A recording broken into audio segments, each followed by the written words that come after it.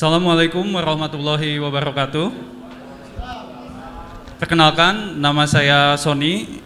Saya selaku MC pada acara sore hari ini. Saya mewakili panitia mengucapkan banyak-banyak terima kasih kepada atas kehadiran narasumber dan juga para tamu undangan yang sudah berkenan hadir dalam acara sore hari ini.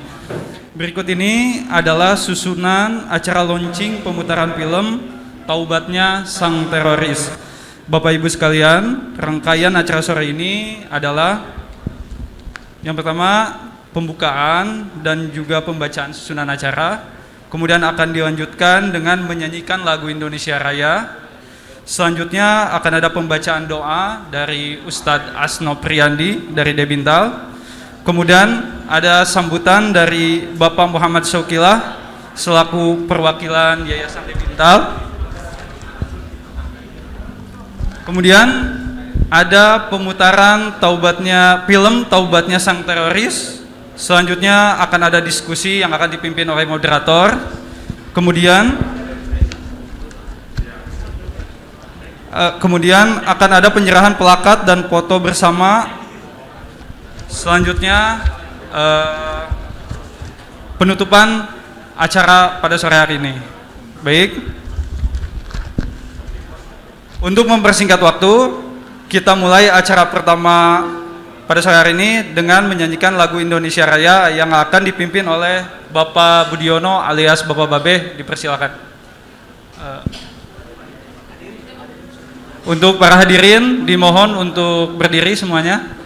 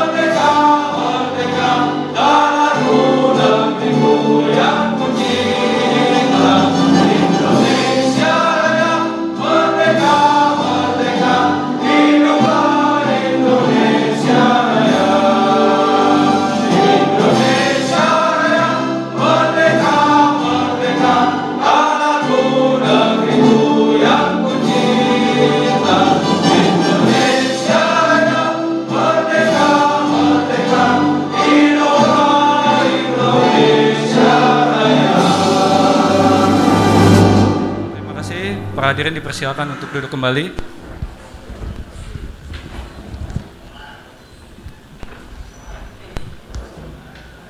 Untuk acara selanjutnya yaitu pembacaan doa yang akan dipimpin oleh Ustadz Asno Priyandi. Kepada Ustadz Asno Priyandi dipersilakan untuk memimpin doa.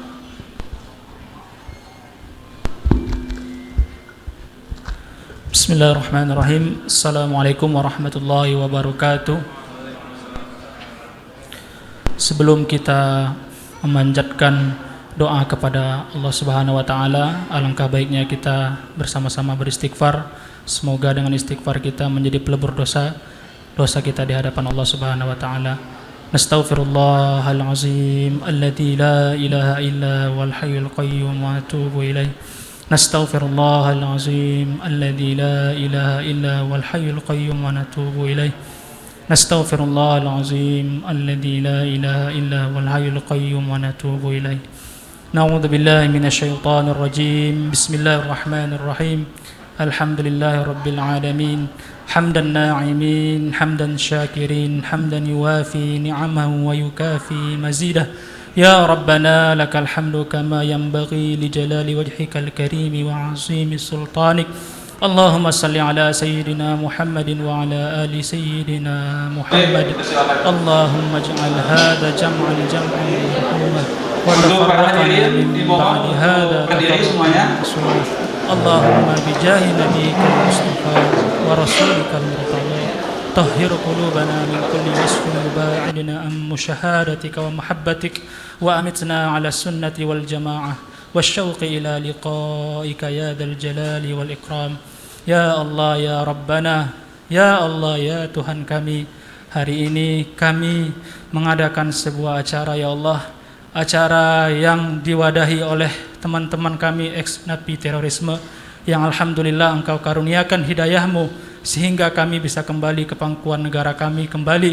Ya Allah, jadikanlah acara ini acara yang berkah, acara yang penuh dengan nilai-nilai ketakwaan, acara yang bisa mempererat hubungan silaturahmi antara kami dengan pemimpin-pemimpin negara kami sebelumnya. Ya Allah ya Rahman, ya Allah ya Rahim, jika di masa lalu mungkin kami telah banyak melakukan dosa-dosa, telah banyak melanggar aturan-aturan yang Engkau tentukan, maka ampunilah kami ya Allah. Berikanlah kami petunjuk-Mu ya Allah. Tempatkanlah kami bersama orang-orang soleh. Ajarilah kepada kami nilai-nilai pahlawan yang telah memperjuangkan negara kami dari segala macam kezaliman. Ya Allah ya Rahman, hari ini kami mengadakan acara dengan tema menjaga NKRI dengan nilai-nilai kepahlawanan. Ilhamkanlah kepada kami semua di sini untuk memahami apa makna perjuangan para pahlawan selama ini dalam memerdekakan negara kita Republik Indonesia. Ya Allah ya Rahman ya Rahim, karuniakanlah kepada pemimpin-pemimpin kami ketakwaan, kearifan, keadilan sehingga negara kami, negara yang kami cintai ini Republik Indonesia bisa menjadi baldatun thayyibatun wa rabbun ghafur. Rabbana taqabbal minna innaka antas samiul alim wa tub alaina ya maulana innaka antat tawwabur rahim. Subhana rabbika rabbil izzati amma yasifun wa salamun alal mursalin walhamdulillahi rabbil alamin. Assalamualaikum warahmatullahi wabarakatuh. Kemudian selanjutnya ada sambutan dari Bapak Muhammad Saukila selaku perwakilan Yayasan Dibinta. Kepada Bapak Sauki dipersilakan.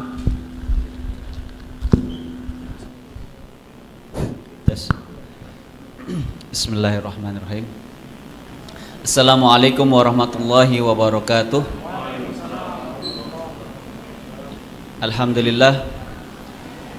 Alhamdulillahillazi arsala rasulahu bil huda wa dinil haq liyuzhirahu ala dini kulli walau karihal kafirun.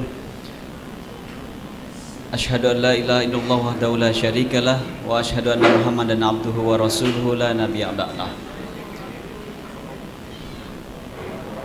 Yang kami muliakan Prof Dodi, yang kami selamat datang Bapak Brigjen Pol Ahmad Nur Wahid, Dircegah BNPT. Selamat datang Bapak. Yang kami hormati para tamu undangan, ada beberapa rekan-rekan dari Ikhwan ya, yang tidak bisa kami sebutkan satu persatu tanpa mengurangi rasa hormat kami. Rekan-rekan dari Debintal, Yayasan Debintal, Saudara Gamal, Endro, Asnob, ada Sony pembawa acara, Babe yang tadi menyanyikan, mengiringi menjadi dirijen.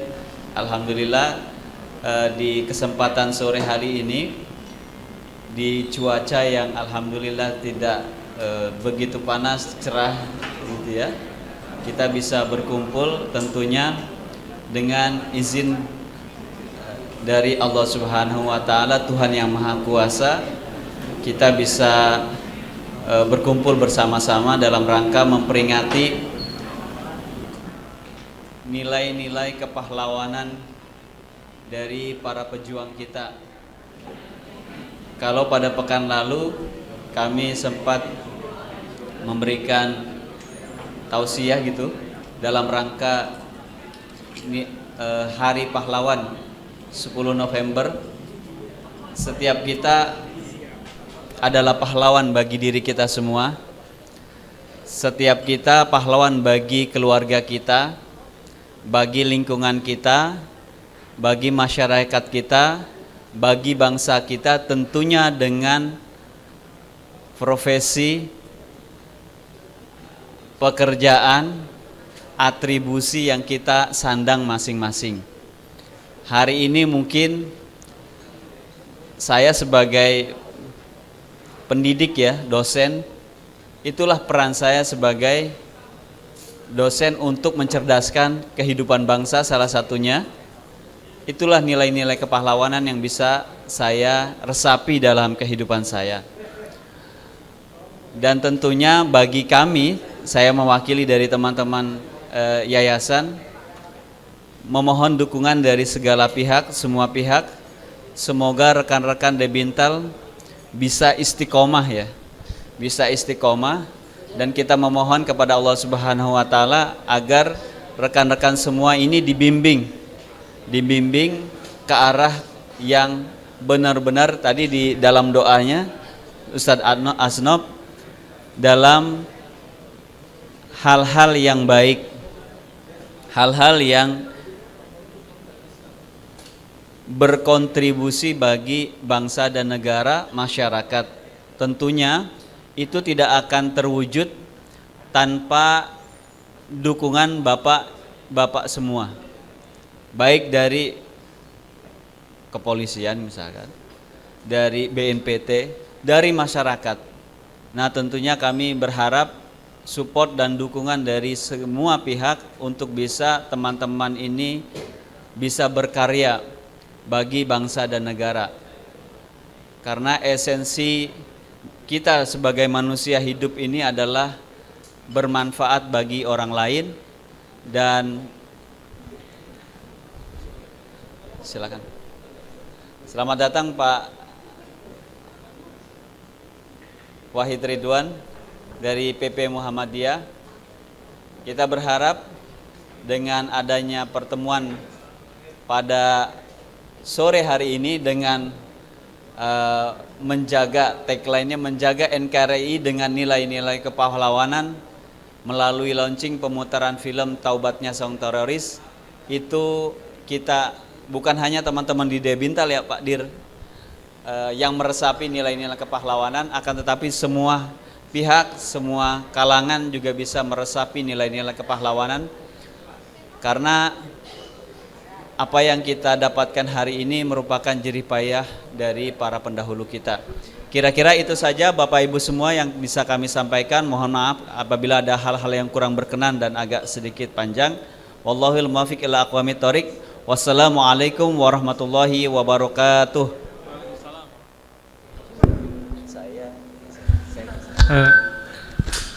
Untuk selanjutnya, terima kasih kepada Bapak Syaukilah atas sambutannya. Untuk selanjutnya, mohon untuk sambutan singkatnya dari Bapak Kurni, dipersilakan. Silakan Pak.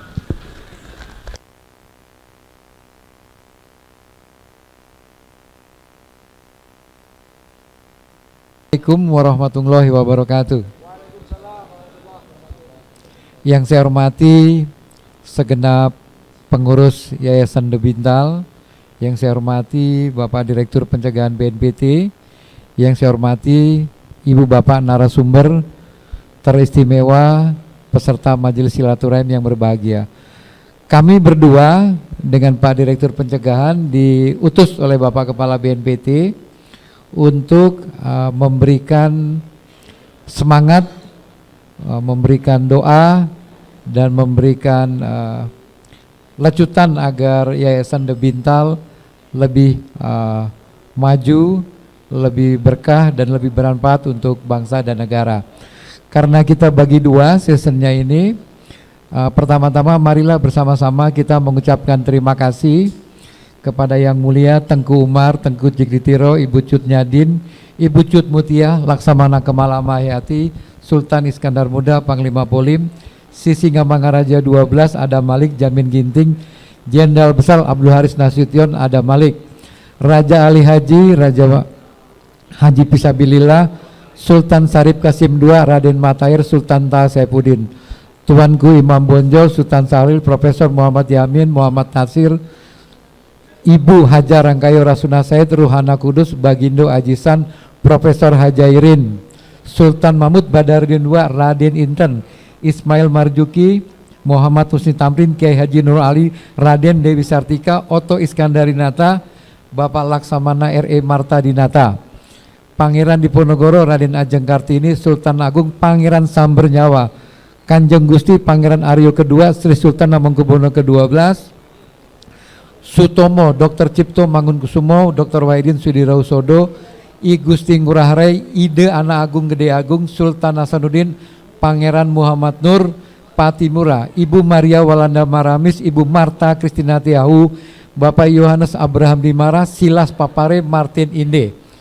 Dengan ucapan terima kasih itu, kita berharap acara Yayasan The Bintal pada sore hari ini akan menyambung tangkapkan semangat kepahlawanan dari generasi ke generasi, agar kita dapat menangkap ruh kepahlawanan itu sebagai nafas perjuangan kita mengabdi pada bangsa dan negara. Badan Nasional Penanggulangan Terorisme berkepentingan dan berkomitmen agar seluruh kontribusi anak bangsa di negeri ini selain dapat mendermakan karya pikiran, hati dan kakinya untuk anak negeri ini, juga dapat menangkap pesan tersirat dari pahlawan kita, yaitu berikanlah pengorbanan yang terbaik, berikanlah kesungguhan yang terbaik, berikanlah keikhlasan yang terbaik, agar nafas dan jalan di hari pahlawan ini akan melampangkan usaha-usaha dalam rangka mencapai tujuan kemerdekaan nasional kita, negara proklamasi tercinta, yaitu masyarakat adil makmur yang berkesejahteraan dari Sabang sampai Merauke. Dengan harapan tersebut, ada 8 pesan kebangsaan di sore hari ini. Yang pertama, jadikan momentum silaturahim sore hari ini adalah momentum kejuangan, keperintisan dan kepeloporan.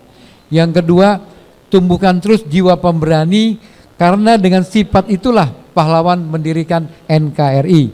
Yang kedua, tumbuhkan terus rasa sayang pada Indonesia, rasa cinta pada Indonesia, dengan senantiasa membangun prinsip sesama, saling empati, saling atensi, membangun asa untuk Indonesia yang tercinta.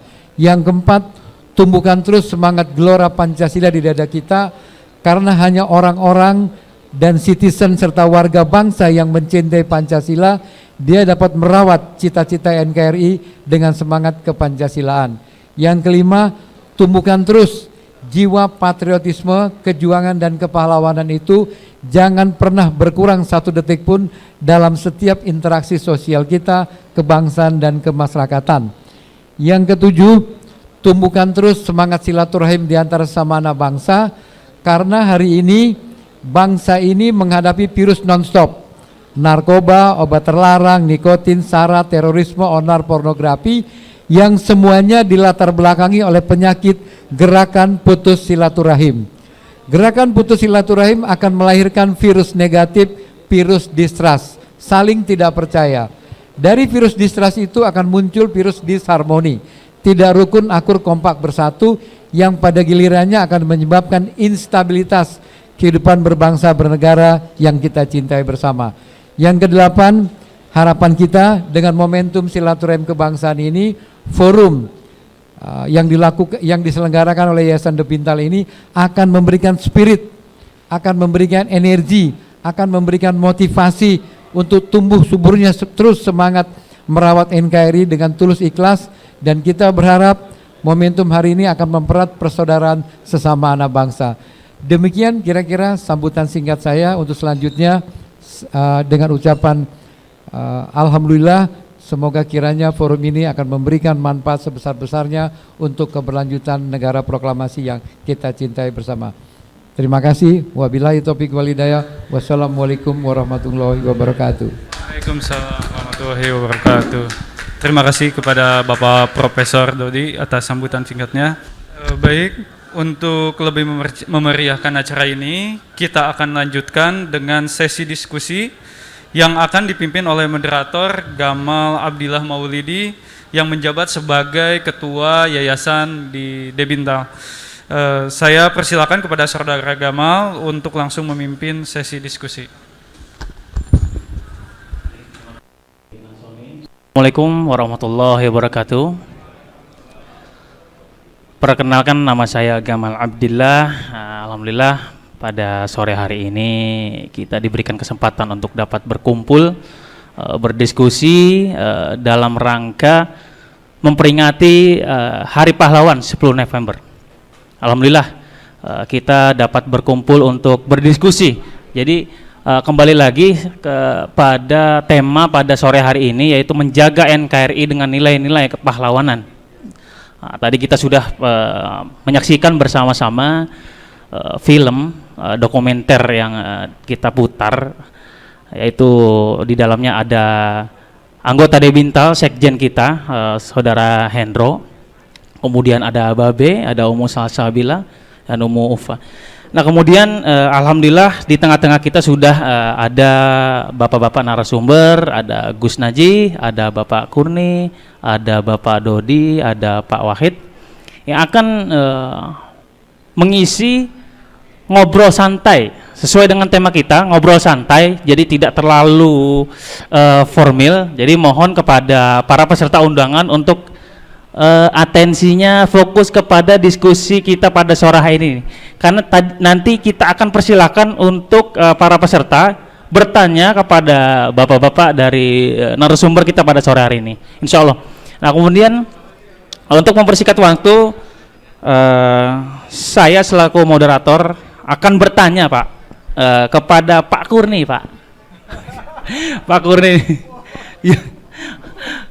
Ini diskusi santai Pak, ala-ala LC Pak, ala-ala LC, kita ngobrol nanti boleh ditimpali oleh narasumber yang lain. Baik Pak, nanti kita tadi saya lihat Pak Kurni fokus sekali menyaksikan tadi video yang tadi Pak. Jadi sepertinya ada komentar-komentar atau tanggapan dari Bapak. Nanti lanjutnya Pak Dodi juga, Gus Naji juga nanti menyampaikan apa dari yang bisa kita ambil Pak daripada teman-teman di Debintal ini Pak. Ini hijrah anak-anak muda milenial saat ini Pak, butuh pencerahan dari bapak-bapak sekalian seperti itu. Untuk waktu dan tempat kami persilakan Pak Kurni. Bapak silakan Pak. Tafadhol. Bismillahirrahmanirrahim. Assalamualaikum warahmatullahi wabarakatuh. Selamat sore untuk kita semuanya. Salam Pancasila. Mana salam Pancasilanya? Salam Pancasila. Nah, udah pada makan loh, masih suaranya lembut. Alhamdulillah wa syukurillah wa la haula wa la quwata illa billah. Asyhadu an la ilaha illallah wahdahu la syarikalah wa asyhadu anna Muhammadan abduhu wa rasuluhu la nabiyya ba'dah. Allahumma sholli wa sallim wa barik ala sayyidina Muhammad wa ala alihi wa sahbihi ajma'in, amma ba'd. Yang kami hormati Pak Dodi, Dr. Dodi, mewakili Pak Kepala juga ya. Yang kami hormati teman-teman dari Debintal, dari PP Muhammadiyah, Pak Romo Wahid, namanya sama dengan saya. Kalau saya sudah dulu Muhammadiyah, sekarang sudah Muhammadinu. Yang kami hormati sahabat kita Dr. Najih Aromadoni Berbesi. Betul ya? Dan teman-teman junior saya, wah ini junior umur tapi juga junior radikal. Sebagai jenderal yang mantan radikal tapi tahun 96, ini ada yang lebih senior dari saya enggak ini? Tahun berapa terpapar? Masih junior saya. Saya 95 dulu. Ya. Alhamdulillah silaturahmi ini semoga berkah, apalagi dalam rangka menyambut Hari Pahlawan, ya. Jiwa pahlawan yang sudah dimiliki oleh teman-teman mantan napiter, ya. Kalau saya nggak mantan napiter, belum ada undang-undang dulu kok. 95 96 belum ada undang-undang. Jadi saya diuntungkan oleh waktu dan situasi. Waktunya saat itu, ya, belum ada undang-undang anti teror nomor 5 tahun 2018. Adanya setelah bom Bali 2. Saya udah tobat. Nah, itu aja. Iya gitu loh.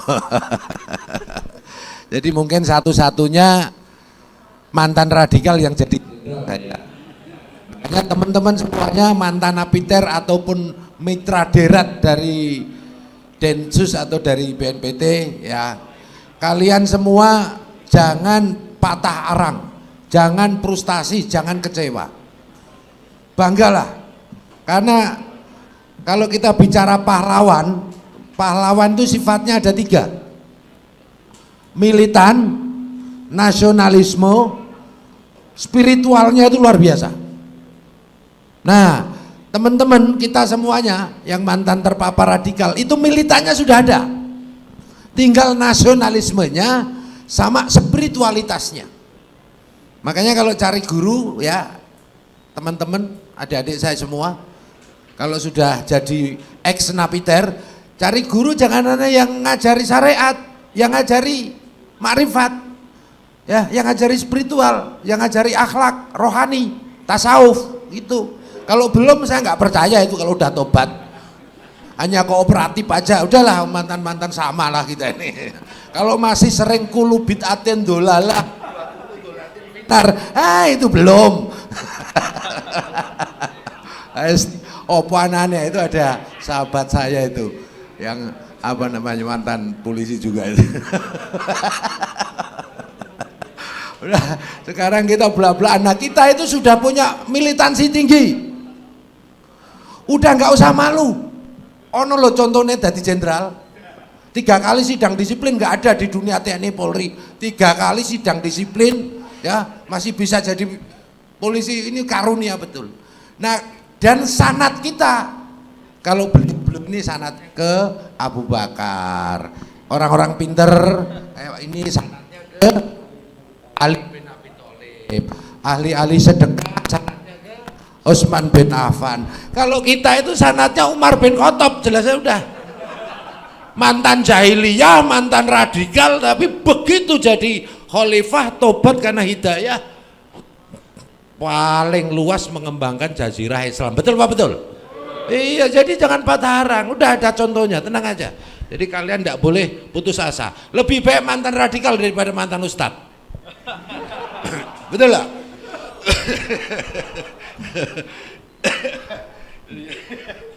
Jadi kehormatan bagi saya kumpul sama teman-teman. Apalagi kemarin teman-teman sudah mau membubarkan BNPT, militansinya masih tinggi. Iya loh, lu Pak, bukan Debintal ya Pak? Apa? Bukan Debintal Pak? Enggak, udah. Itu teroris napiter Filipina itu. Sini lah. Jadi saya bangga menunjukkan militansi saya, enggak, militansi kalian enggak hilang gitu aja. Tinggal kita arahkan. Kalau benci atau enggak suka karena kesalahan satu institusi, satu direktorat, ya jangan rumah besarnya dibubarkan, itu dolim itu. Di situ ada saya kok, gimana? Kalau nggak suka sama seseorang itu jangan dikebiah-uyah, itu dolim. Tapi cari perhatiannya sukses berarti Pak? Hah? Cari perhatiannya sukses Pak? Alhamdulillah. Karena gini ya, orang biasa menganggap permasalahan ini sebagai suatu hambatan, betul nggak? Orang pinter menganggap suatu permasalahan itu sebagai tantangan, tapi orang cerdas, ya kan, menganggap sesuatu permasalahan itu sebagai peluang dan hikmah. Nah waktu itu saya nganggep ini peluang dan hikmahnya gitu ya. Iya, jadi tahu saya mana yang sudah tobat, mana yang belum. Oh yang dilalah Densus juga diserang loh. Wes tambah solid itu BNPT sama Densus itu. Dua-duanya diserang. Tapi itu semua hikmah ya. Saya hanya berpesan sebagai senior, sebagai bapak, sebagai apapun lah ya. Yang pertama tadi ya, kalian jangan putus asa, teman-teman jangan malu, jangan minder ya. Kita semuanya itu bersanad. Sanatnya ke Sayyidina Umar bin Khattab. Jadi militansinya tetap harus dijaga. Tinggal nasionalismenya. Dulu kita pernah salah ya. Saya dulu mau berangkat ke Afghanistan tapi ditahan 21 hari gitu aja. Tapi bukan kasus terorisme, waktu itu disebut indisipliner. Ya, karena disipliner saat di sidang. Nah, kebetulan yang nyidang itu orang Batak, kafir lagi. Ya kan non muslim kan tak dianggap kafir. Tadi kan masih nganggap kafir tadi ya, betul. Ya, betul. Lah begitu di sidang disiplin orang Batak kan keras. Saya gebrak, kafir, halal darahmu saya bilang. Akhirnya apa? Tadinya kasus indisipliner ditambah insubordinasi kena 21 hari. Nah, yang nyidang saya, yang vonis saya Kapoldanya Pak Nur Faizi. Ya sekarang LDI. Ya betul, LDI. Iya. Kok malah jadi dia ya? Kok malah jadi beliau yang ini? Mungkin kena karma. Oh, oh enggak karma, memang benar beliau kok. Nah, tinggal sekarang ayo sama-sama kita rubah mindset nasionalisme kita. Militansinya harus dijaga, kalau perlu ditingkatkan. Ya, nasionalisme kita, hubul waton minal iman kita tingkatkan. Jangan sampai adik-adik saya, teman-teman saya, saudara-saudara saya yang dianggap mantan ini ya, itu kalah militan sama orang lain. Sanggup nggak? Jangan kalah militan. Ya, militannya tetap untuk membela NKRI, Pancasila, Undang-Undang Dasar 45, Bhinneka Tunggal Ika, harga mati. Ya, Pancasila itu jangan final, nggak ada final. Final itu masih bertanding, masih bisa kalah. Finish. Iya. Saya ketok ya radikal ya. Ya, baru yang ketiga. Ayo sama-sama ya ayat Tuhan nafsul mutmainnah. Irja'i ila rabbiki radiyatan artinya fathuli fi ibadi wadhuli, itu kita pegang. Omongan kita, militansi kita tetap tinggi, tidak boleh kalah sama warga yang lain, tetapi jiwa dan hati kita tetap mutmainnah, karena itu yang dijamin masuk surga, itu yang sahid. Kalau sebelumnya sangit nanti itu, betul nggak sih kira-kira? Iya, kalau ada yang masih nganggap sahid silahkan. Nah, saya kira itu aja deh dari saya ya. Kegiatan seperti ini sering-sering deh. Cuman yaitu kita ini baru refocusing stadium 4. Jadi ini Densus ini yang masih menyelenggarakan, betul ya? Ini salut, saya apresiasi sama Densus. Nah, kebetulan saya itu Densus cabang BNPT. Nah, jadi kalau kamu ingin membubarkan BNPT sama aja ingin membubarkan Densus. Karena di dalamnya ada saya, betul lah kira-kira. Tapi hikmah, kita jadi solid ya, kita jadi solid, kita sebagai keluarga besar. Saya kira gitu, terima kasih. Wassalamualaikum warahmatullahi wabarakatuh. Waalaikumsalam. Baik, terima kasih atas pandangan dari Pak Kurnia, Masya Allah. Ini saya yang muda jadi lebih bersemangat lagi Pak pada sore hari ini Pak, Insya Allah. Nah, kemudian gayung bersambut, kita persilakan untuk Bapak Wahid menanggapi atau mengomentari, menyampaikan pandangan terhadap kami para ikhwan-ikhwan ex Napiter Pak yang sudah taubat. Nah, kemudian kita korelasikan dengan Hari Pahlawan 10 November ini Pak. Nah, waktu dan tempat saya persilakan kepada Pak Wahid. Bismillahirrahmanirrahim. Assalamualaikum warahmatullahi wabarakatuh. Innal hamdalillah nahmaduhu wa nasta'inuhu wa nastaghfiruh wa na'udzu billahi min syururi anfusina wa min sayyiati a'malina may yahdihillahu fala mudhillalah wa may yudlil fala hadiyalah. Amma ba'd. Yang sangat saya hormati, saya banggakan Pak Direktur Cegah ini, nggak tahu di tinggian mana ini antara Pak Dodi dengan oh Bapak dulu ya ini, karena ini saya lama nggak ke BNPT ini Pak. Jadi saya sempat cukup intensif ketika program diradikalisasi. Saya nggak tahu, mungkin di antara Anda pernah melihat saya atau mungkin terlalu lama ya. Saya mungkin sudah pada keluar semua. Tahun 2019 hampir 6 bulan itu bersama dengan BNPT pada program rehabilitasi dan reedukasi. Jadi di tahapan itu saya mengunjungi hampir lebih dari 15 lapas ya, termasuk yang dari Luwuk sana itu Pak Direktur di Sulawesi Tengah sampai ke Muara Enim yang ada di Palembang, masih 3 jam lagi ke sana itu. Saya bertemu dengan rekan-rekan Anda ya, kita berdialog dengan baik. Jadi setelah itu agak lama, jadi lupa-lupa lagi Pak dengan beberapa pejabat. Jadi Pak Dodi yang sangat kita hormati, sangat kita banggakan, Pak Direktur Pencegahan, Pak Jenderal Nur Wahid, kebetulan kita hampir sama nama ini ya. Saya tidak bisa berapi-api seperti Pak Nur Wahid meskipun saya lebih muda dari beliau, karena beliau kan training memang Umar Khattab tadi ya, Umar bin Khattab ya. Jadi kalau saya di training nggak tahu ini jadi siapa ya. Jadi ya memang seperti ini ya, yang saya hormati juga Gus Najih, ini partner di program masalah CVE, Counter Violent Extremism. Saya sebenarnya saat ini lebih di seperti Mas Sauki gitu ya, di dosen ya. Jadi ngajar-ngajar di kampus.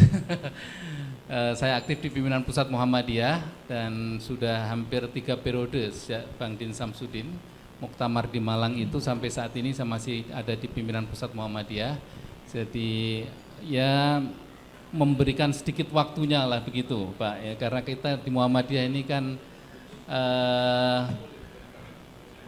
ya ikhlas lah ya, karena kita tidak ada seperti yang berada di kantor-kantor gitu, tapi insya Allah dari keberkahan waktu yang kita luangkan untuk organisasi ya, jadi harapannya juga bisa membina umat. Rekan-rekan sekalian, saya tidak mempunyai materi khusus ya berkenaan dengan acara ini, tetapi saya justru ingin belajar dari rekan-rekan sekalian ya. Saya kira jalur, arah dan pengalaman hidup Anda sekalian ini jauh lebih istilahnya itu ya, sudah yang paling atmos lah kalau orang Amerika itu bilang gitu. Apa itu kira-kira udah paling tinggi. Kalau kita ini mungkin kecuali Pak Direktur ya, yang sudah betul-betul berpengalaman di dalam kehidupan yang begitu ekstrim ya, taruhlah seperti itu. Kalau kita ini kan pengalamannya biasa-biasa saja gitu. Ya paling pengalaman permasalahan hidup yang kita hadapi ya paling ya sekedar apa yang biasa mungkin masyarakat umum ya itu juga hadapi di dalam kehidupan itu. Tapi kalau anda sekalian ya, rekan-rekan sekalian ini tentu mempunyai sebuah persoalan yang jauh luar biasa gitu ya. Jadi saya tidak membayangkan kalaupun toh saya misalkan dipanggil polisi saja gitu, mungkin waduh itu sudah tidak bisa tidur 3 hari 3 malam kali itu Pak Nur Wahid ya. Itu baru mungkin kalau dipanggil polisi gitu. Jadi karena kita tidak terbiasa dengan yang hal-hal seperti itu. Tapi bagi Anda sekalian kan sudah luar biasa lah pengalaman ini, dan kemudian Anda menemukan jati diri Anda pada saat ini ya dengan kelompok-kelompok Anda ini, dan insya Allah dengan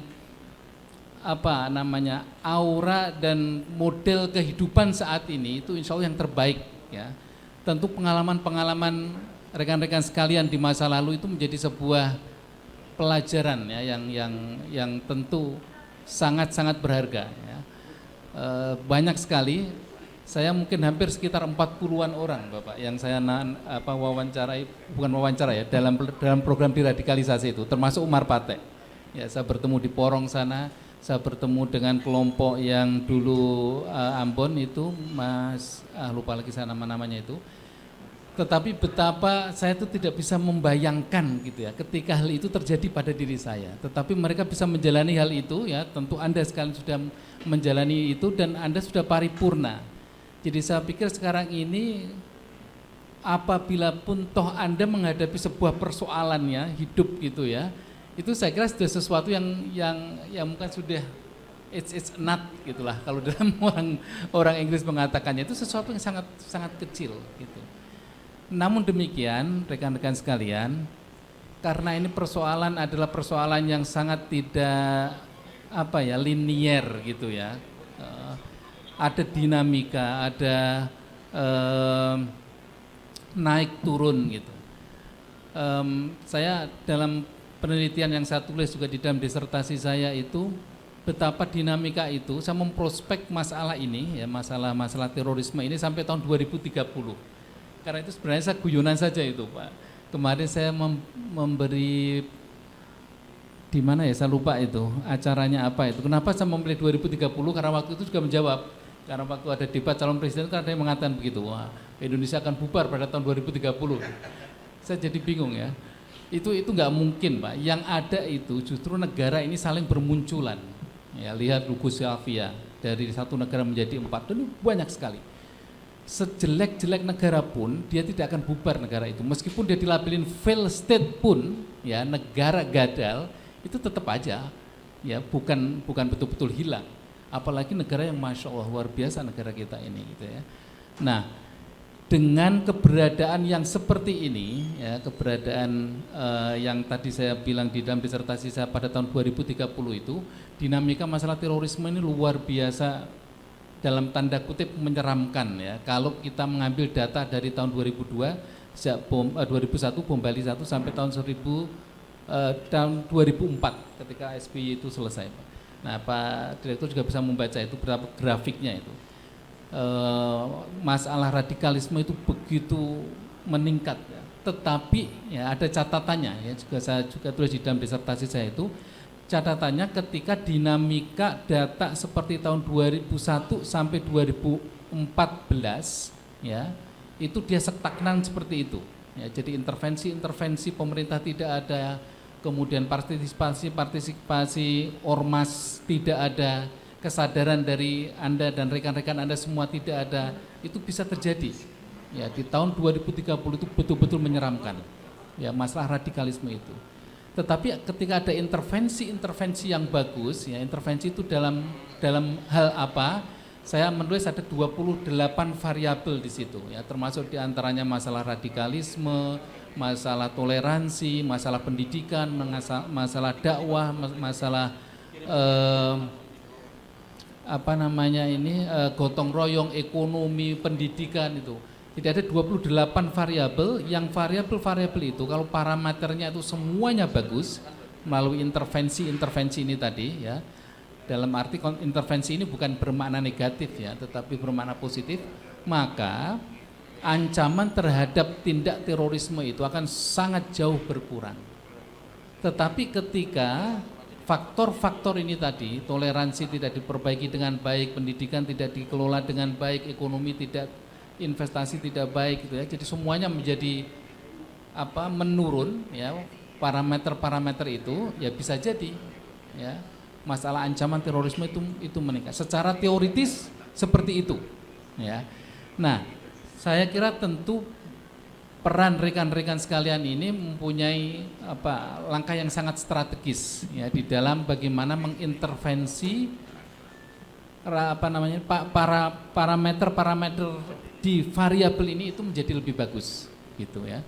Nah, itulah yang kita sering sebut ya dengan adanya partisipasi itu ya. Jadi kalau partisipasi rakyat atau masyarakat, ormas terutama ya, itu sangat bagus terhadap perbaikan variabel-variabel ini tadi. Tentu apabila ada kerjasama yang lebih bagus lagi dengan pemerintah, jadi ada sinergi antara pemerintah dan rakyat, nah, tentu akan menjadi semakin bagus.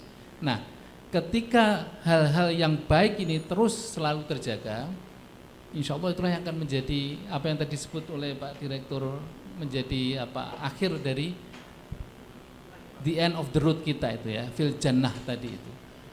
Jadi saya punya pengalaman waktu itu masih single, umur saya masih 27 tahun, saya berangkat ke Amerika, 2 tahun saya di sana, dan betapa kita susah mencari kehidupan seperti di sini. Dalam konteks kalau kita berbicara masalah akidah, ideologi ya, menjalankan syariat dan lain-lain itu.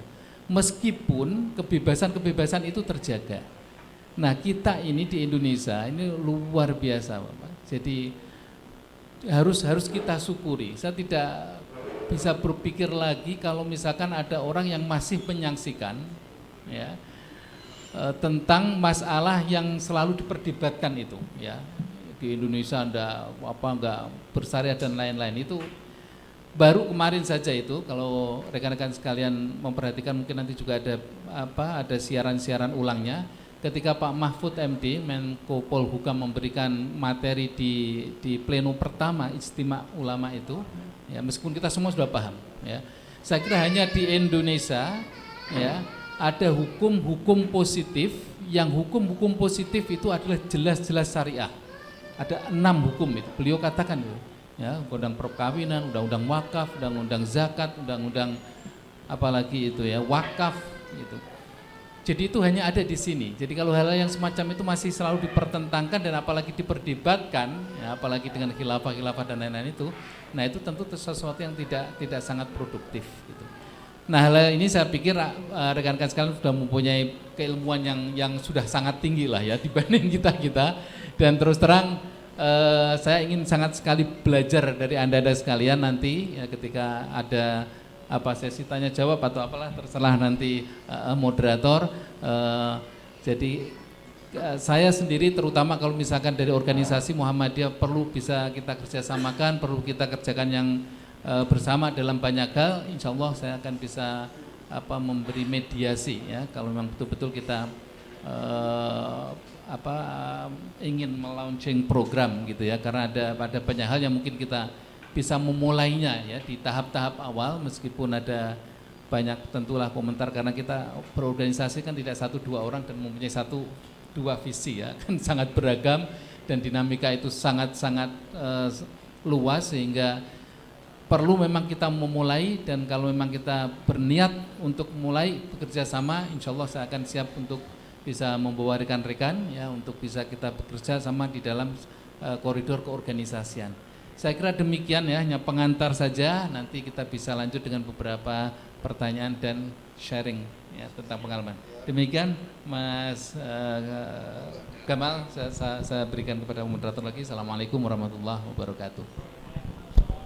Baik, terima kasih Bapak Wahid atas pandangannya kepada kita semua. Kemudian kita lanjutkan ini saya pernah baca bukunya, belum pernah ketemu orangnya, tapi orangnya ada di sini sekarang, masih muda juga, yaitu Gus Dr.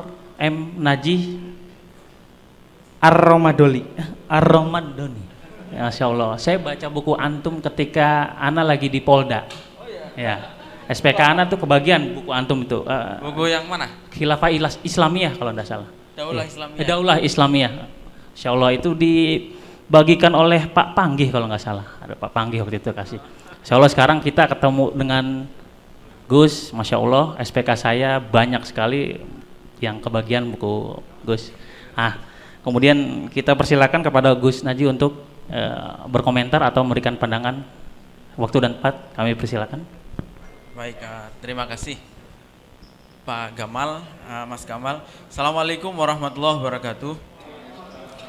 Bismillah, alhamdulillah, wassalatu wassalamu ala rasulillah wa ala alihi wa sahbihi wa malah amma ba'd.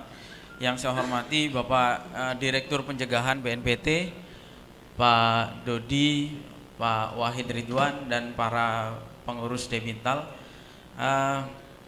Buku yang tadi di-mention Pak Gamal itu sebagian adalah bentuk ekspresi saya sebagai korban perang sebetulnya Pak Gamal. Jadi saya ini dulu di Suriah, mungkin kalau ada teman-teman yang pernah ke Suriah, salah satu korban perang yang diakibatkan teman-teman itu saya. Ada yang pernah ke Suriah Pak? Oh di luar? Ada ya. Jadi saya itu sampai tahun 2012 masih di Damaskus di Suriah.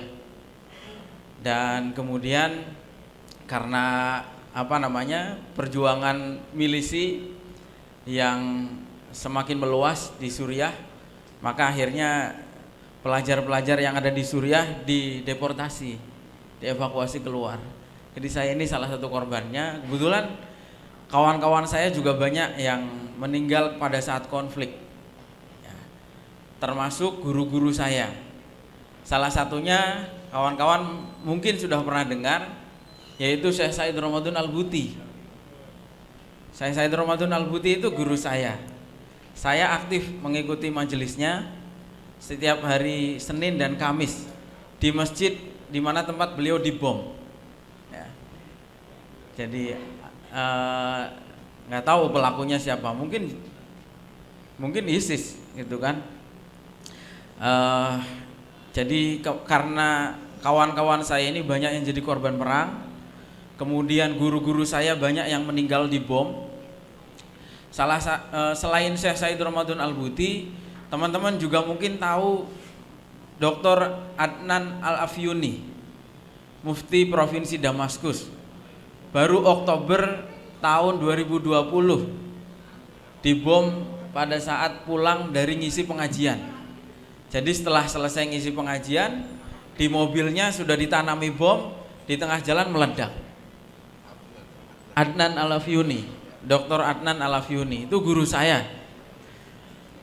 Yang syahid dengan Syekh Said Ramadan Al-Buti itu ada sekitar 50 orang. Itu teman-teman buka puasa saya, karena ngajinya Senin sama Kamis ba'da maghrib.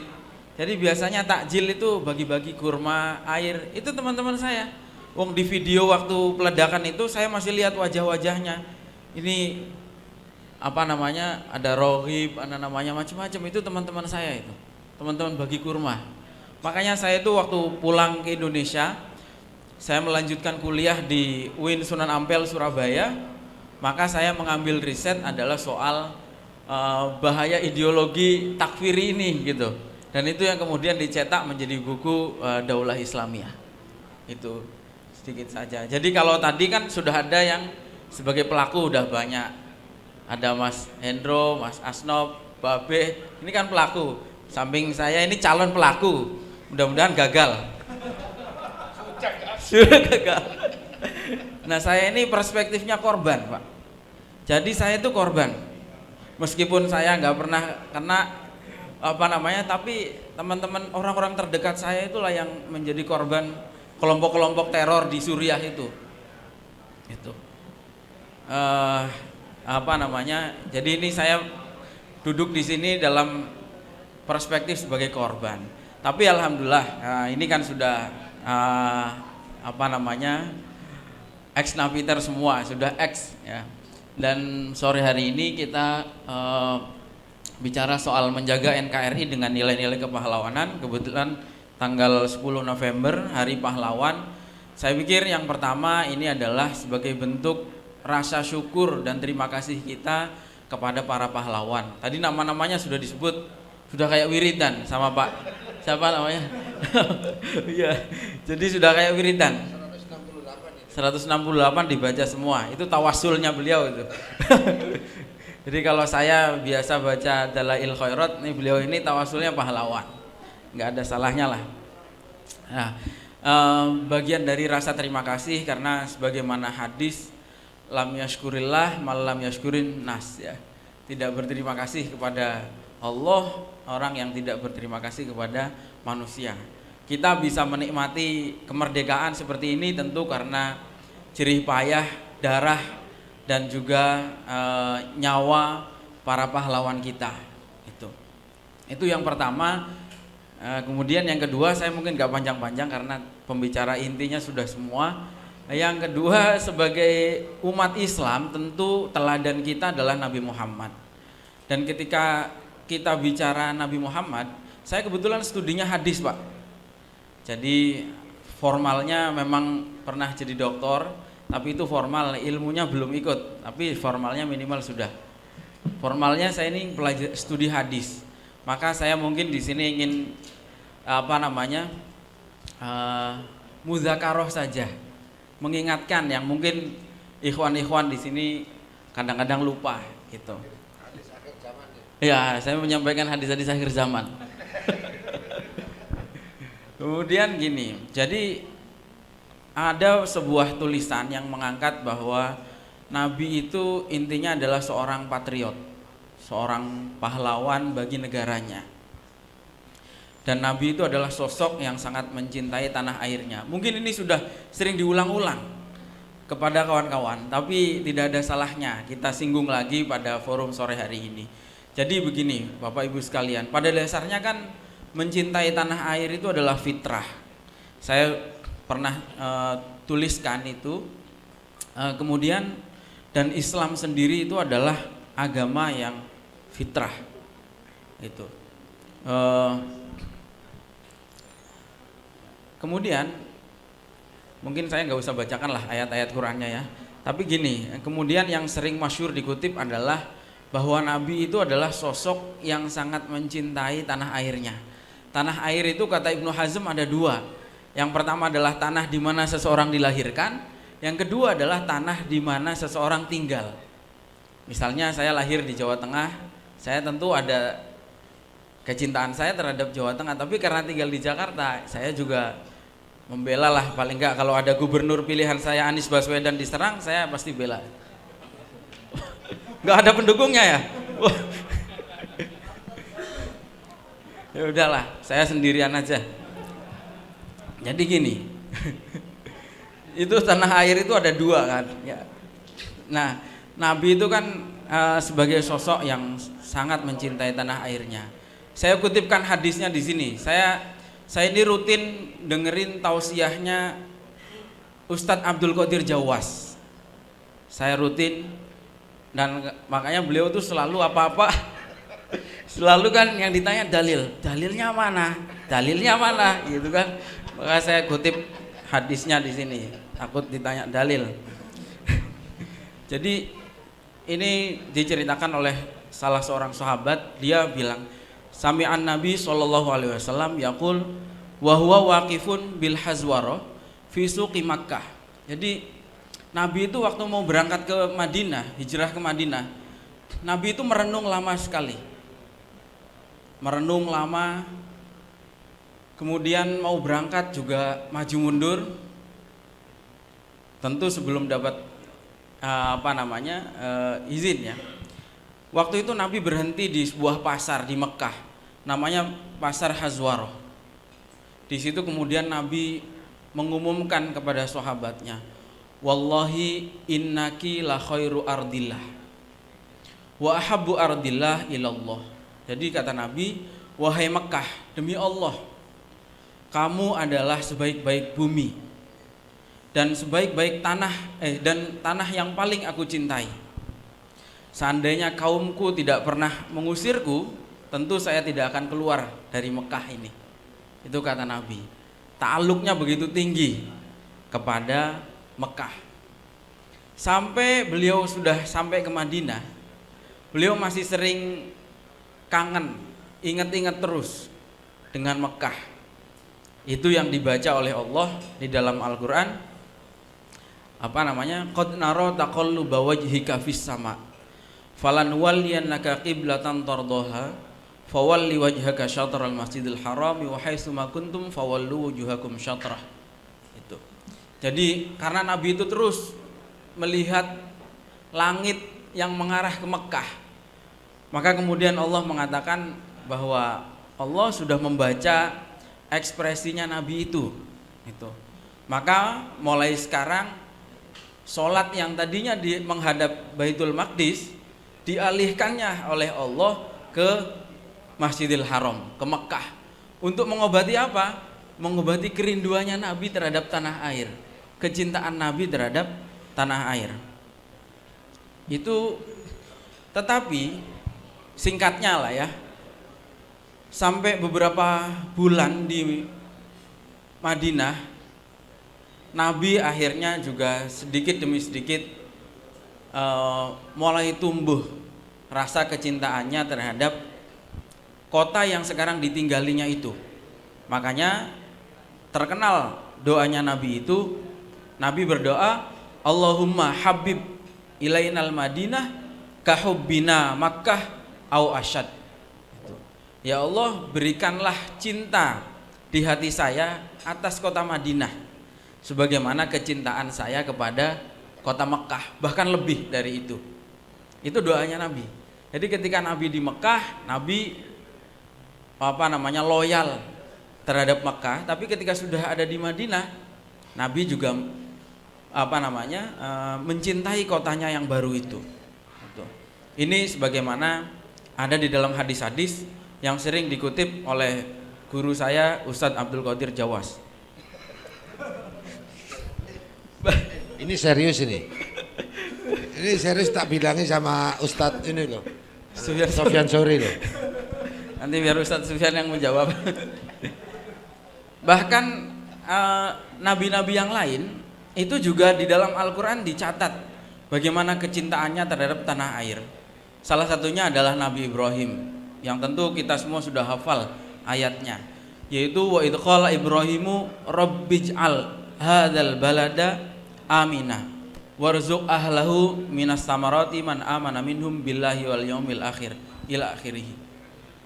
Dan kata kalau dibaca di dalam tafsir At-Tahrir wa Tanwir karyanya Ibnu Asyur, itu dikatakan bahwa doa ini sebetulnya tidak hanya diucapkan oleh Nabi Ibrahim, tetapi diucapkan oleh semua nabi. Jadi semua nabi itu mendoakan tanah airnya menjadi baladan aminah, sebagai negeri yang aman. Itu kata mufassir, seorang tokoh mufassir yang namanya Thohir bin Asyur.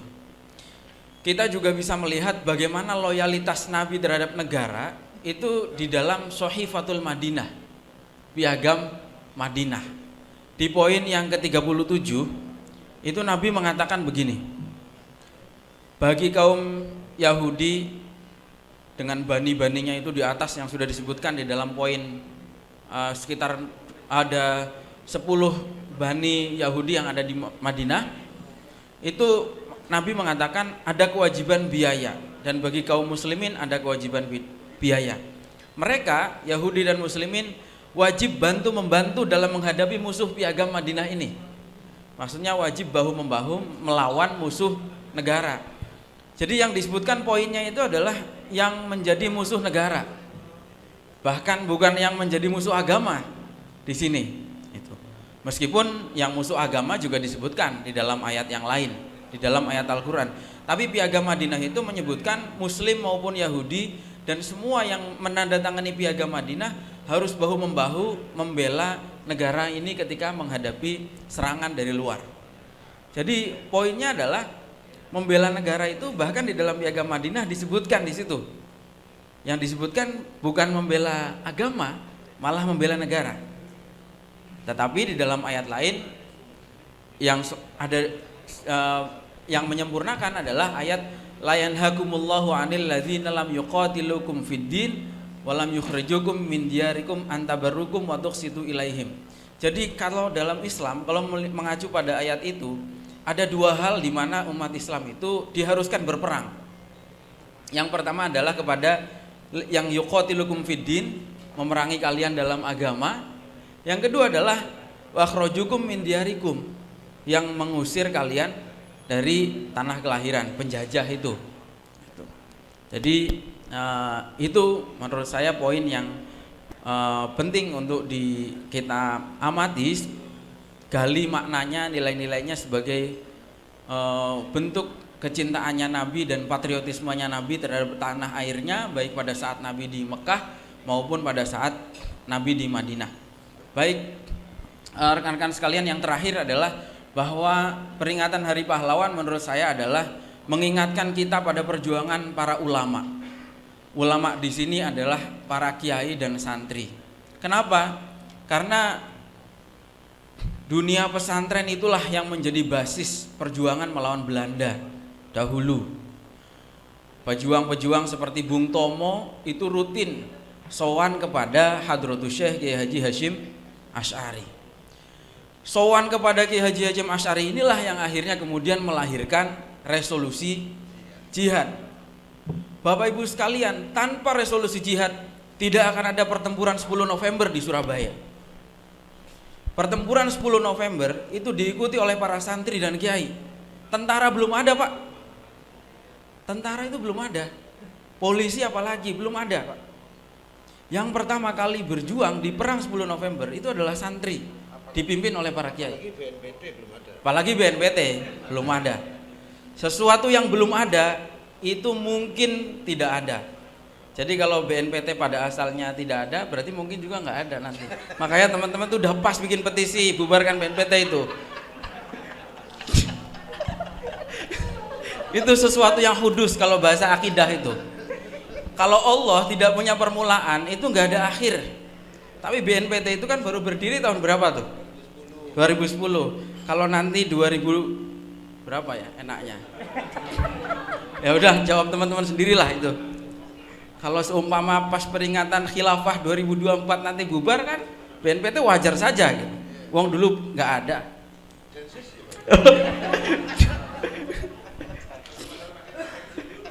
Awas Gus, jangan mancing-mancing Gus.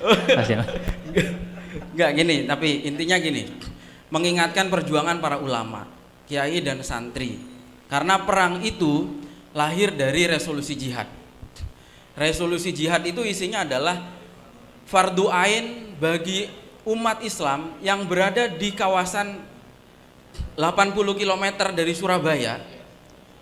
Fardu ain hukumnya berjihad. Dan yang di luar 80 km itu hukumnya fardu kifayah. Makanya Kiai Abbas dari Buntet Cirebon datang ke Surabaya itu menempuh sekitar 400 km. Itu sebetulnya tidak wajib.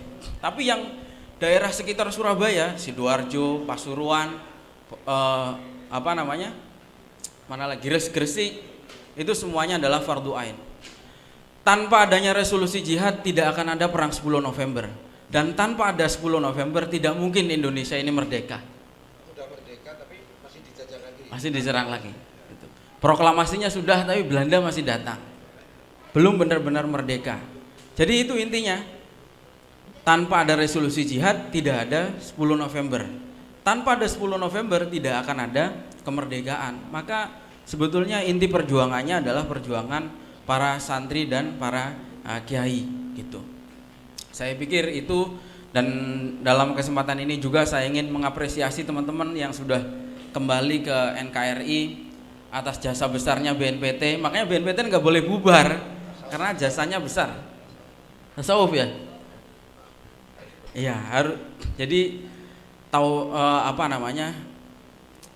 dalam hadis, sekali lagi saya mengutip hadis, Nabi bersabda, lillahi asyaddu farahan bitaubati abdihi min ahadikum birahilatihi allati 'alaiha ta'amuhu wa syarabuhu fa adallaha fi ardi falat. Kemudian wa qala min syiddatil farah Allahumma anta abdi wa ana rabbuk. Jadi gini kata Nabi, Allah itu sangat bahagia ketika ada menerima taubat hambanya, sama seperti bahagianya orang yang kehilangan kendaraannya dan makanannya di tengah padang pasir. Sehingga ketika kendaraannya ketemu, orang itu berkata, Allahumma anta abdi wa ana rabbuk. Ya Allah, kamu itu hambaku dan saya adalah Tuhanmu. Saking gembiranya sampai salah mengatakan seperti itu. Jadi makanya Allah saja mengapresiasi taubatnya teman-teman sekalian, apalagi saya lebih patut untuk mengapresiasi, apalagi inisiatif untuk mengadakan acara pada sore hari ini. Mudah-mudahan ini bisa menjadi jalan taubatan nasuha, taubat yang kafah. Jadi kata Pak Direktur, jangan sampai berhenti pada tataran ideologi, tapi juga pada tataran syariah dan tasawuf. Demikian saya kira, kurang lebihnya mohon maaf. Assalamualaikum warahmatullahi wabarakatuh. Baik, terima kasih kepada Gus Naji yang telah menyampaikan tadi, Masya Allah, ada tausiah, ada nasihat, ada siroh beliau juga ketika di Syam ya. Ini jadi bahan pembelajaran buat kita semua, buat ikhwan-ikhwan juga. Nah kemudian kita akan melanjutkan acara ini dengan sesi tanya jawab. Jadi untuk para peserta silakan apabila ada yang mau bertanya kepada narasumber. Di sini ada narasumber kita, ada dari BNPT, ada dari PP Muhammadiyah, ada Pak Nur Wahid.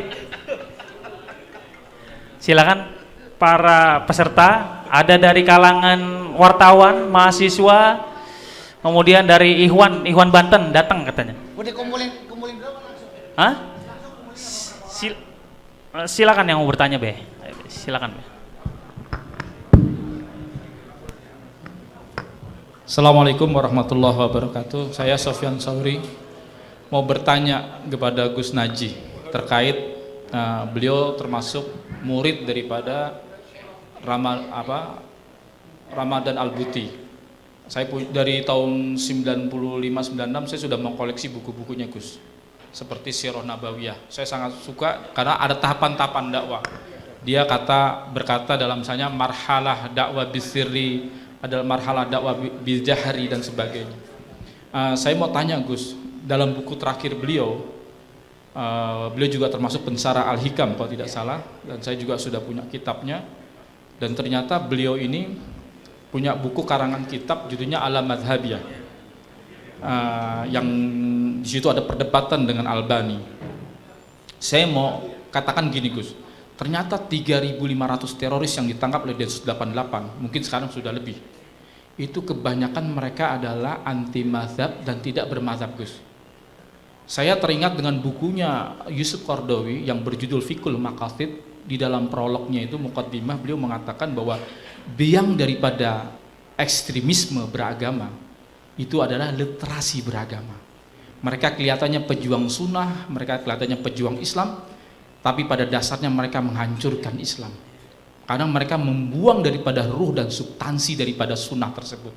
Sehingga kata beliau, terkadang Islam itu terdolimi oleh orang-orang soleh daripada musuh Islam itu sendiri.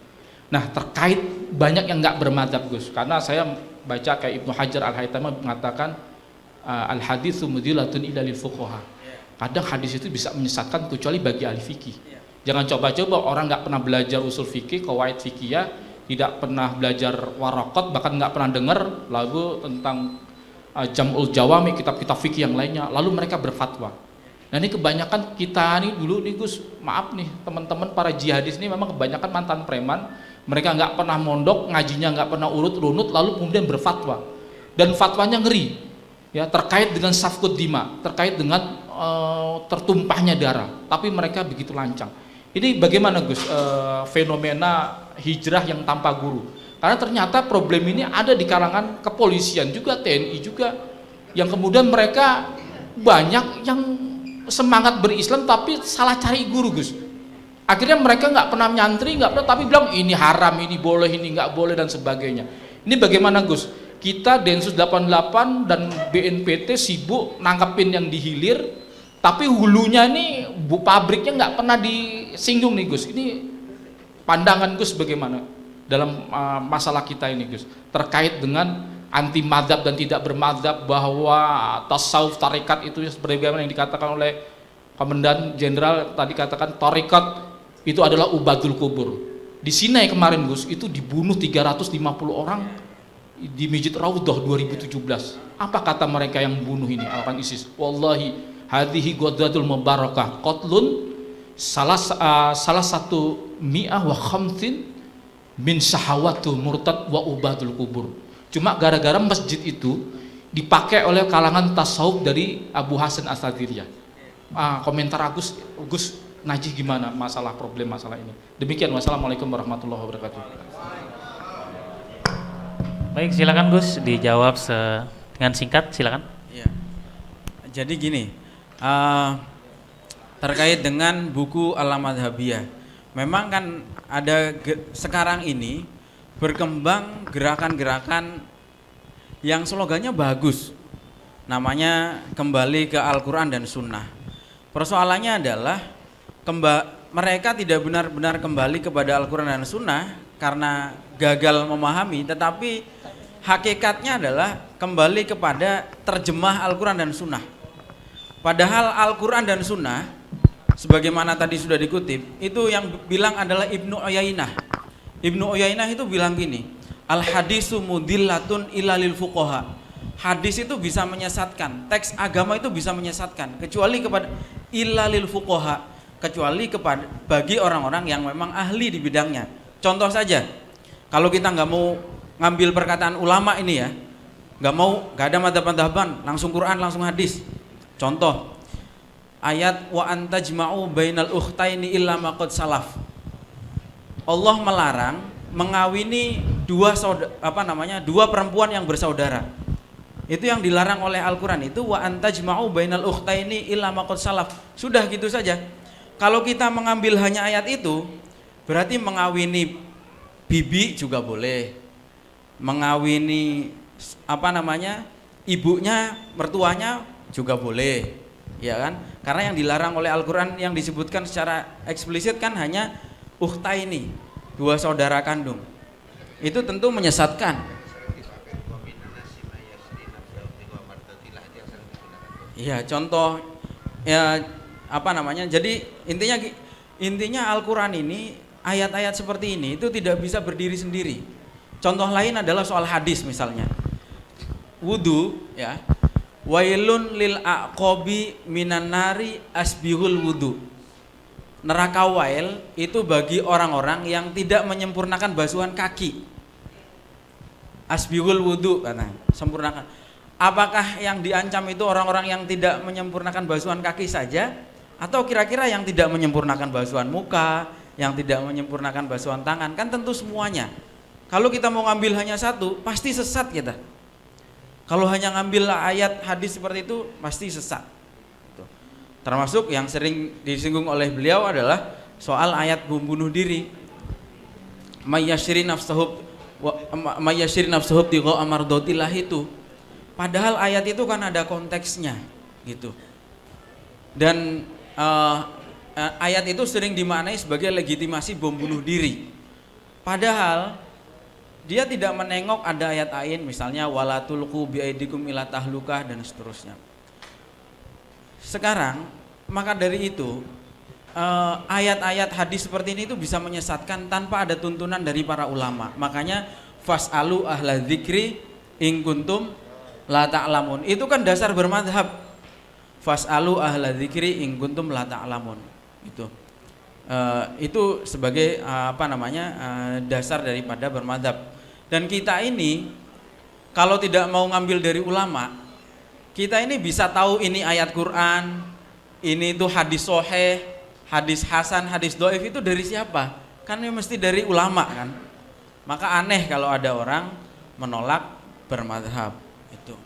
Nah, tapi poinnya adalah dari Pak Ustadz Sofyan tadi adalah sebetulnya masukan untuk BNPT dan Densus bagaimana mengurus di hilir.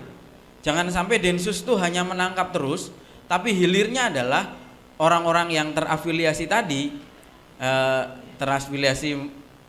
tadi oleh Ustadz Sufyan disebut ideologi salafi, hulunya ya, hulu itu hulu ya. Nah, kalau bahasa Arab hulu itu artinya ekstrim, memang nggak boleh ekstrim. Jadi hulu itu harus ditangani gitu kan. Bagaimana orang itu menjadi teroris tuh banyak yang karena membaca terjemahan saya kira gitu. Kalau orang membaca Sirah Nabawiyah, tafsirnya dari para ulama, hadisnya lengkap, mesti nggak akan tersesat gitu. Makanya inilah pentingnya kita berpegang pada pendapatnya para ulama yang seringkali disebut dengan madhab. Meskipun sekarang madhab itu bukan madhab itu taklid yang buta, bukan. Tapi kita ini bermadhab secara manhaji. Kita itu mengambil manhajnya para ulama dalam istimbat al-ahkam. Kita tidak mati-matian taklid buta mengikuti satu ulama, enggak. Tapi kita mengambil usul fikihnya. Bagaimana metode istimbat penggalian para ulama atas hukum-hukum itu dari ayat, dari hadis, inilah yang harus kita lakukan gitu. Bermadhab secara manhaji. Jadi masukannya penting tadi dari Ustadz Sofyan adalah bagaimana menangani hulu, bagaimana orang tidak salah memahami teks-teks keagamaan yang oleh Ibnu Uyainah dikatakan itu bisa menyesatkan. Ini kan sebetulnya sama dengan ilmu-ilmu yang lain. Kita baca teori artikel di Google misalnya, lalu melakukan operasi tanpa ada bimbingan dari dokter senior atau siapa, kan kita mesti salah gitu. Itu saja. Terima kasih.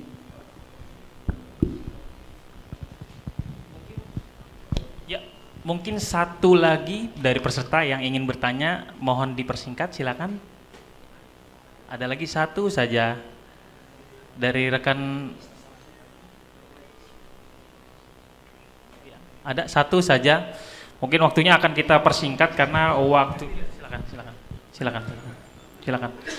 Dipersingkat, Om Adi.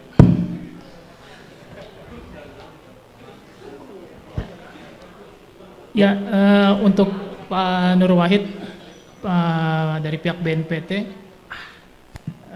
saya ingin bertanya, adakah saya Niski dari hidayatullah.com, apakah ada program dari BNPT untuk mewadahi mereka-mereka yang sudah tobat dari teman-teman ex napiter ini, bentuknya misalkan seperti maksudnya pemberdayaan dari sisi perekonomian mereka yang perlu diperbaiki lagi setelah keluar dari lapas. Terima kasih. Langsung ya? Langsung, Syekh, Pak Jenderal. Sebenarnya yang harus menjawab itu deradikalisasi. Tapi karena Direktur Pencegahan mewakili Pak Kepala, makanya ini saya jawab semuanya. Sikat, Pak. Hah? Idolanya teman-teman. Oh. Semoga Allah meridainya. kamu ngomong apa tadi? Ini payah junior saya. Jadi gini, siapa namanya? Adi aliasnya apa dong? Udah nggak pakai alias? Non Ikhwan, non alumni, Pak. Oh, non alumni. Ya. Nesti ya. Ikhwan Bekasi kok ya. lembut gitu lah. Wartawan dia, Pak. Wartawan. Dari media ya. Gini. Undang-Undang Nomor 5 tahun 2018 itu mengatur tentang terorisme, ya kan? Kemudian breakdownnya pada PP Nomor 77 tahun 2019. Nah, di situ di dalam undang-undang maupun PP mengamanahkan penanggulangan terorisme itu dilakukan secara holistik dari hulu sampai hilir. Hilirnya adalah law enforcement, penegakan hukum oleh Densus 88 anti teror sebagai eksekutor. Koordinatornya adalah BNPT. Hulunya adalah pencegahan. Ya, pencegahan di sini dilakukan oleh BNPT sebagai badan non kementerian atau lembaga non kementerian di bawah presiden yang bertugas menangani 3 strategi dalam pencegahan. Yang pertama adalah kesiapsiagaan nasional. Kesiapsiagaan nasional, kemudian yang kedua kontraradikalisasi, dan yang ketiga deradikalisasi. Nah, deradikalisasi dipahami sebagai upaya atau program untuk mengembalikan seseorang atau kelompok orang yang terpapar paham radikal supaya menjadi moderat atau minimal mengurangi kadar keterpaparannya. Misalnya ideologinya masih takfiri tapi dulunya diem, ya, sekarang kooperatif. Ya, jadi ini kalau sudah kooperatif itu biasanya berani mati takut lapar biasanya. Tapi kalau yang berani mati, ya berani mati nggak takut lapar, itu aliran ngawuriyah. Nah, pasti mazhabnya Yutubiyah itu. Nah, deradikalisasi di sini digunakan bagi mereka yang sudah menjadi tersangka, menjadi terdakwa, menjadi narapidana maupun mantan narapidana terorisme. Jadi yang mantan, saya nggak kena, nggak masuk di dalamnya karena saya dulu kasusnya indisipliner dan insubordinasi, belum ada undang-undang anti teror. Begitu bom Bali ada, baru negara ada namanya apa itu namanya Perpu 1 nomor 2002. Saya udah tobat gitu loh. Jadi saya nggak masuk dari bagian program. Jadi tapi ya itu. Jadi nah, dalam program deradikalisasi itu ada 3 yang ditangani. Yang pertama rehabilitasi, yaitu rehabilitasi ideologi. Yang kedua reedukasi, diberikan keterampilan dan lain sebagainya, dan integrasi sosial, kan begitu ya. Apakah pelaksanaan sudah sempurna atau belum? Wallahu alam, ya kan. Cuman insya Allah nanti BNPT akan menjadi deputi, ya kan. Ya, jadi kalau saya tetap direktur suruh pindah ke Direktorat nanti dulu. Kalau sudah ada deputi baru mau saya pindah. Nah, nanti saya akan berkolaborasi sama teman-teman saya, junior-junior saya mantan radikal. Nah, jadi kita sama-sama bangun radikalisme bentuk baru. Oh iya, loh, radikal itu bagus. Berpikir radikal itu berpikir mengakar supaya ketemu substansi. Berpikir fundamental itu kalau sudah jadi isme nggak boleh, menjadi ideologi nggak boleh, itu menjadi haram ya. Nah, tapi kalau berpikir radikal harus seperti contoh, ketika saya tanggal 25 Agustus dilantik menjadi Direktur Pencegahan BNPT, saya berpikir, loh, ini kenapa kok penguatan kelembagaan BNPT sebagai fungsi koordinasi kok nggak ada? Akhirnya teriak sana, teriak sini, teriak sana. Dulu di Densus kan diem, silent kan gitu ya. Ya, begitu di BNPT kayak kuda lepas dari kandangnya, langsung cari. Oh, ini ada para lembaga-lembaga dari lembaga masyarakat, NGO itu pernah buat telaan tentang apa namanya RAN-PE, Rencana Aksi Nasional Pencegahan dan Penanggulangan Ekstremisme Berbasis Kekerasan Mengarah kepada Terorisme. Itu diatur di Perpres nomor 7 tahun 2021, masih baru. Nah, begitu kita masuk, kita gelorakan, akhirnya negara menerbitkan Perpres itu. Itu adalah fungsi koordinasi BNPT di dalam melibatkan kementerian lembaga terkait maupun Pemda di dalam upaya-upaya pencegahan ataupun penanggulangan terorisme, termasuk ya ini sekarang BNPT ada program yang namanya KKTN, Kawasan Khusus Terpadu Nusantara. Ini terpadu yang BNPT, bukan terpadu yang lain loh ya, kan ada pendidikan terpadu itu jangan.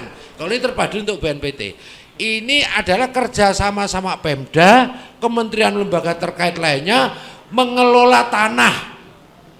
Ya, nanti akan dibuka pertama di Malang, itu ada 1.200 hektar kalau nggak salah. Itu nanti mantan-mantan napiter diajari di situ, suruh bertani, berternak ya. Itu kalau 1.200 lumayan, bisa untuk idat itu. Iya. Iya tuh, nanam tebu ya kan, kita latihan ya kayak di Tawangmangu dulu kan. Coba yang latihan idatnya di Tawangmangu dulu, coba. Mesti nggak ada. Bapak di mana dulu, Pak? Gunung Gede, Pak. Hah? Gunung Gede. Oh ya di situ. Saya di Tawangmangu. Ini adik-adik saya ditangkap paling idat berapa kali? Ayo, berapa kali kamu ditangkap? Berapa kali dulu? Belum ya, ada si Yudi paling 2-3. Saya belasan kali dulu di Tawangmangu, malah yang latih tentara juga. Waktu itu belum dilarang, memang masih dianggap belum ada lah terorisme itu. Nah itu, jadi ya diuntungkan waktu dan situasi aja saya. Tapi jiwanya tetap saya cinta sama kalian semua. Dan saya yakin kalian akan lebih militan dari yang lainnya dalam membela NKRI Pancasila harga mati. Nah, jadi itu ada ya. Ada itu KKTN, Kawasan Khusus Terpadu, dan nanti akan dibentuk tidak hanya di Jawa Timur, di Jawa Tengah Habib Muhammad Lutfi bin Yahya sudah mewakafkan 23 hektar, nanti juga untuk KKTN ini, untuk napiter. Kemudian di Jawa Barat saya sudah ditawari di Subang, ya, di Garut sudah ini, nanti juga ada. Kemudian di Poso, Sulawesi Tengah ada, nanti akan kita terus, percaya aja. Nanti akan kita akomodir ya, di Bintal atau apa nanti kita diakomodir. Di situ ada pertanian sorghum, dilatih beternak dan lain sebagainya. Ini saksinya beliau waktu rapat tuh kan. Ini ada, ini beliau saksi. Jadi aku walaupun ini sebenarnya tugas sinergitas di bawah Pak Kepala langsung ya, bawah Kepala langsung. Ya, saya kira gitu. Terus tambahan. Undang-Undang nomor 5 tahun 2018 menambahin untuk menjawab tadi Kiai siapa namanya? Sofyan. Ya, saya jawab Kiai bukan Ustadz lah, itu Kiai itu. Syekh Pak Syekh. Iya. Syekh Sofyan. Nah, jadi negara kita ini masih ada satu kekurangan di bidang regulasi. Kalau kita negara demokrasi, itu kan unsur-unsur sebagai negara demokrasi itu kan pokoknya pertama ada supervisi hukum, ada partisipatoris yang melibatkan partisipasi masyarakat, ada clean and good governance, ya, ada penghormatan HAM. Kalau supremasi hukum, maka di dalam law enforcement, penegakan hukum harus menjamin tujuan hukum, yaitu keadilan, kepastian, dan kemanfaatan atau kemaslahatan. Nah, kita belum ada regulasi yang melarang semua ideologi yang bertentangan dengan ideologi negara Pancasila sebagai konsensus nasional. Larangannya hanya pada ideologi komunisme, Marxisme, dan Leninisme, yaitu di TAP MPRS nomor 25 Romawi tahun 66 yang turunannya pada Undang-Undang nomor 27 tahun 99. Jadi kalau ada orang teriak kebangkitan PKI, kebangkitan komunis, bullshit, omong kosong. Karena ada TNI, Polri, ada BIN, ada, tinggal nangkep proses hukum. Yang jadi masalah itu kan gerakannya seperti komunis, gerakannya seperti PKI, tapi casingnya syariah, ini yang repot, itu loh. Ya, ini yang ada seperti itu. Jadi mereka yang bikin bendera PKI, mereka yang teriak PKI, mereka yang bakar sendiri. Jadi itu yang terjadi. Nah, tetapi belum ada larangan terhadap ideologi transnasional, ideologi liberalisme, kapitalisme, sekularisme yang memunculkan kesenjangan sosial, ketidakadilan, ya, kemiskinan, kebodohan, dan lain sebagainya. Ya, jadi saya setuju sama Buya Sofyan Sauri tadi. Jadi radikalisme, terorisme mengatasnamakan agama, wabil khusus mengatasnamakan Islam adalah fitnah bagi Islam. Kenapa? Karena propaganda ideologinya bertentangan dengan nilai-nilai Islam yang rahmatan lil alamin, bertentangan dengan kewajiban Islam yang mewajibkan persatuan, lita'arofu, kemudian ukuah, mencintai tanah air, ya, menghormati pemimpin dan pemerintahan yang sah, kemudian memecah belah umat beragama dan memunculkan fobia terhadap Islam, Islamofobia. Jadi yang menimbulkan Islamofobia itu bukan Densus, ya, kelompok radikal atau pendukungnya atau simpatisannya, betul nggak sih? Betul nggak sih? Kalau yang nggak tepuk tangan berarti belum tobat.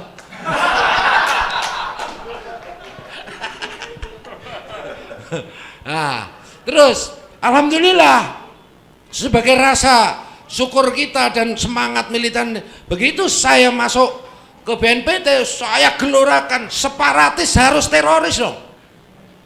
Kenapa? Karena unsur di Undang-Undang nomor 5 tahun 2018 pasal 1 ayat 2 jelas motifnya ideologi politik gangguan keamanan. Ideologi jelas ideologi anti Pancasila dia. Ya, padahal Pancasila menjadi konsensus nasional yang harus kita taati dan kita hormati. Politik jelas dia ingin merdeka, ingin memisahkan diri dari NKRI yang sudah menjadi kesepakatan dan disahkan oleh PBB atau dunia internasional. Gangguan keamanan pasti mereka juga membunuh, menculik, merusak, ya, juga ngebom dan lain sebagainya. Nah, kita sebagai negara hukum ya harus supremasi hukum. Kalau memenuhi unsur tindak pidana teror, ya harus diteroriskan. Betul apa betul? Itu alhamdulillah di ACC kan sekarang udah. Manfaatnya apa? Dengan menteroriskan KKB, ya, aku nggak nyebut Papua, KKB itu aja. Ya sepodo wae itu. Nah, karena oleh dunia internasional, teroris itu sudah dianggap sebagai kejahatan kemanusiaan, kejahatan luar biasa. Sehingga ini akan mencegah negara-negara asing yang mencoba intervensi atau ikut campur urusan dalam negeri. Karena apa? Sama aja dia membantu teroris, membantu kejahatan kemanusiaan. Betul betul. Tuh. Itu yang kedua. Yang ketiga apa manfaatnya? Dengan menteroriskan KKB, otomatis akan menghilangkan atau minimal mengurangi stigma negatif bahwa seolah-olah terorisme itu identik dengan Islam. Betul apa betul? Karena di sana bukan Islam, tetapi mayoritas adalah non-Muslim. Jadi sekali lagi teman-teman, perlu kita dorong. Ini MUI Garut sudah menfatwakan bughot atau sesat terhadap ideologi-ideologi takfiri kayak NI dan lain sebagainya. Tinggal kita dorong negara pemerintah ini ya harus mengeluarkan regulasi terhadap semua ideologi yang bertentangan dengan ideologi negara Pancasila. Gitu sebagai konsensus nasional. Dan tentunya ya saya mendorong juga negara mengakomodir nih militan-militan mantan-mantan jihadis ini untuk diakomodir untuk ya minimal pengabdian yang lebih inilah, dan teman-teman juga harus konsisten, jangan main bid'ah dan main nyesatkan juga gitu loh, supaya kalian tuh diterima di masyarakat gitu loh. Jadi intinya bahwa terorisme dan radikalisme ini bukan monopoli satu agama, tetapi potensi pada setiap individu manusia, dan tidak ada kaitannya, tidak ada hubungannya segala aksi terorisme dengan agama, nggak ada. Karena tidak ada satupun agama yang membenarkannya. Tetapi memang benar, ini terkait dengan pemahaman dan cara beragama yang menyimpang dari oknum umat beragama yang bersangkutan. Dan ini biasanya didominasi oleh oknum umat beragama yang menjadi mayoritas di suatu wilayah atau di suatu negara. Oknum biksu di Myanmar itu radikal, itu korbannya malah orang Islam. Betul Pak? Betul. Yang menabrak satu keluarga Muslim di Kanada, yang teroris siapa? Oknum yang beragama Kristen. Apa? Oh, sudah mau maghrib, ini sudah mau selesai kok. Ya. Jadi artinya apa? Kesimpulannya bahwa radikal terorisme itu musuh kita semuanya, musuh semua agama. Ya, jadi musuh agama dan musuh negara. Saya kira gitu. Terima kasih. Siap. Assalamualaikum warahmatullahi wabarakatuh. Waalaikumsalam warahmatullahi wabarakatuh. Baik Pak Nur Wahid, terima kasih atas jawaban dan pandangannya. Kami ucapkan terima kasih karena waktu yang sangat singkat ini. Mudah-mudahan pertemuan kita pada sore hari ini mendatangkan hikmah dan barokah. Mudah-mudahan kita bisa melakukan pertemuan seperti ini. Kita bisa saling berdiskusi, bertukar pikiran dan menambah wawasan bagi kita semua. Mudah-mudahan silaturahim kita antara Yayasan Debintal dengan BNPT dan dengan dari Muhammadiyah, kemudian dari MUI ada Gus Naji. Mudah-mudahan kita dirahmati oleh Allah Subhanahu wa taala dan mendapatkan keberkahan pada pertemuan kita sore hari ini, insyaallah. Mungkin dari saya Gamal Abdillah, Ketua Yayasan Debintal dan rekan-rekan anggota mengucapkan wabillahi taufiq wal hidayah. Wassalamualaikum warahmatullahi wabarakatuh. Saya kembalikan kepada MC Akhi Sony, silakan. Ya, terima kasih kepada Hina Gamal. Bapak Ibu yang terhormat, kita telah sampai di penghujung acara. Sebelum saya menutup acara ini, akan ada penyerahan cindera mata dari Yayasan Debintal yang akan diserahkan kepada para narasumber. Bapak Gus Naji akan diberikan plakat oleh Bapak Sabto Prianto selaku pengawas Yayasan Debintal. Kemudian sementara Bapak Wahid Ridwan akan menerima plakat dari Ustadz Asno Piryandi selaku dakwah dari Yayasan Debintal. Kami persilakan kepada para narasumber dan yang akan memberi plakat untuk maju ke depan.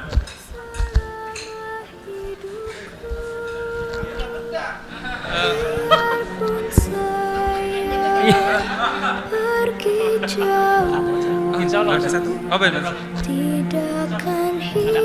Ada berapa? Sebentar ya Bapak ya. Ada lebih nggak?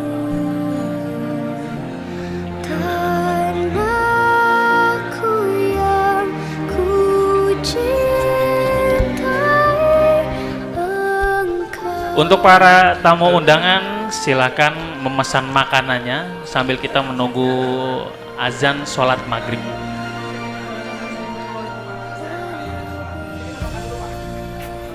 Kita makan bersama sambil berbincang-bincang, Pak.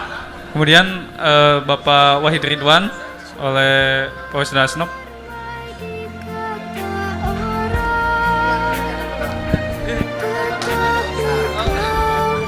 Panitiannya dolim. Mohon maaf Pak Nur. Aku ngomongnya paling oke orang itu. Ini Bapak ini narasumber waspada Pak. Iya. Mohon maaf Pak, nanti mungkin oleh-olehnya menyusul Pak Nur Wahid.